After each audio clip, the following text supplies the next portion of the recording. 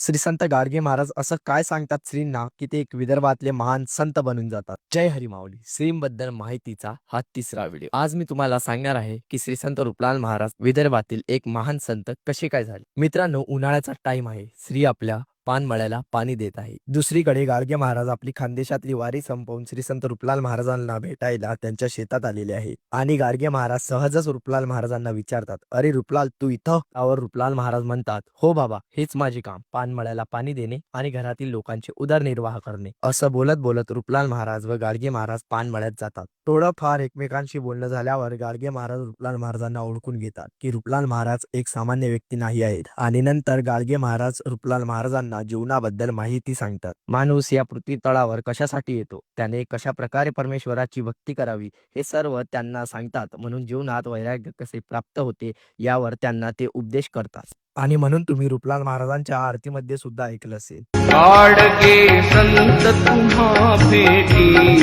आले पानमळ्या मागे, करविला बोध ब्रह्म जीविता, लाभला त्याग अंगी भरता. आता तुम्हाला ह्या प्रश्नाचं तर उत्तर मिळालंच असेल की श्री संत गाडगे महाराजांनी रूपलाल महाराजांना काय सांगितले आणि दुसऱ्यांदा गाडगे महाराज केव्हा भेटले. आता राहिलं हे की रूपलाल महाराजांच्या पत्नीचं नाव काय होतं. तर रूपलाल महाराजांच्या पत्नीचं नाव होतं चंद्रा काळपांडे.